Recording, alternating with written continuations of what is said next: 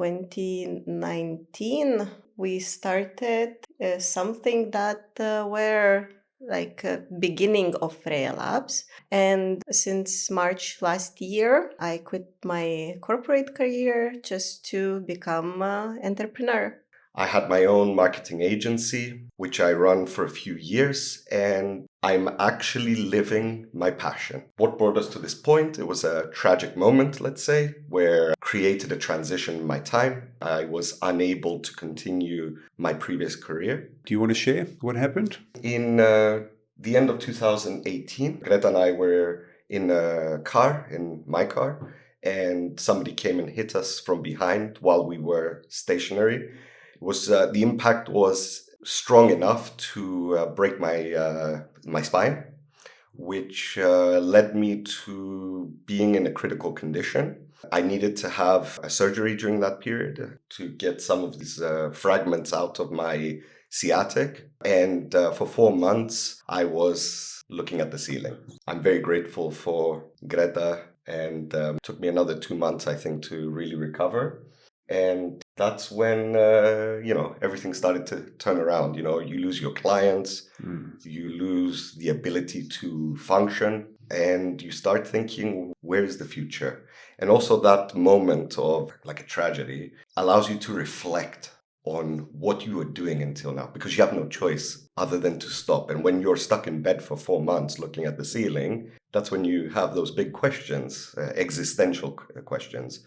And I turned around to Greta and I told her I'm going to be a farmer. When I started recovering, COVID started to hit. Oh, man. Yes. So it was a double whammy. So it's not like I could have gone back into this game anyway. It would have been more convenient if you were bedridden at the lockdown. Oh, yeah.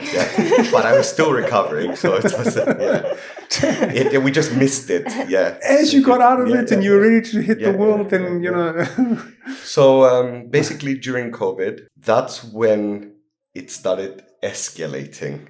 And it's since it's financial frontiers, and we can openly say that financially it was quite difficult because we also have short-term rentals, and we didn't have anyone there as well. So basically, 4 months was dead. Our business. Oh, you guys have another revenue stream of short-term rentals, which went immediately, not just down, zero, stopped. Oh my! They locked us down, airports and home. So our short-term rental was dead. I think there was maybe one person who wanted to come and quarantine. And even that we were like, maybe not. Yeah. Yes. So even that stability of the short-term rental was shot. Oh my. Yeah. So that's when the madness started though, because instead of saying I had an accident, my agency's gone, and the short-term rental is destroyed, we didn't know when it was going to come back. I mean, for us, it was like the apocalypse. For real. Everything went toast. Yeah. Oh, my. So that's when the I'm going to be a farmer came into effect for real. Back to basics, basically. Yeah. So what happened? We're locked in the home. Okay, I know how to grow mushrooms. I know how to grow plants. Half the house became a laboratory.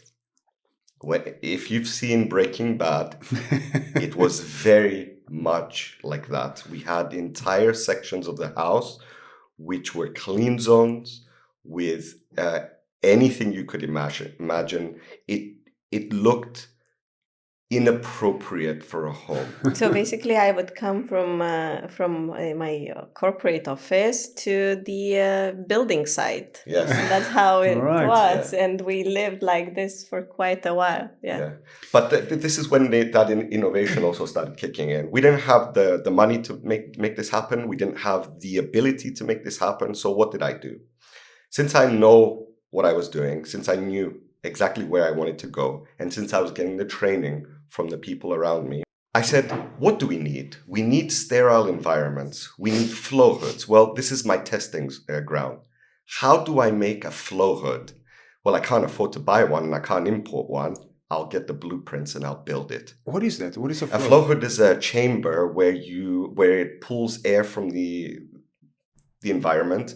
It passes it through a number of filters, and it brings out in a flow of air, so it doesn't have turbulence, in a chamber where you can work with microbes without having contamination. It's a sterile environment, basically.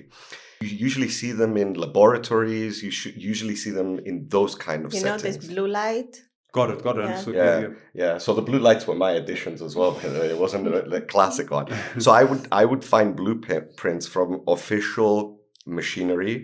I would see how they work. I would see what I needed, and I would kind of knock it up together, ghetto style. And it worked. It worked to the point that we were so successful. And it was during COVID, so people were searching for different things, and we were there with our story, and we were providing them with mushrooms that Cyprus had never seen before. All edible, and we had some medicinal as well. Like we had some reishi, we had some lion's mane. Nothing illegal.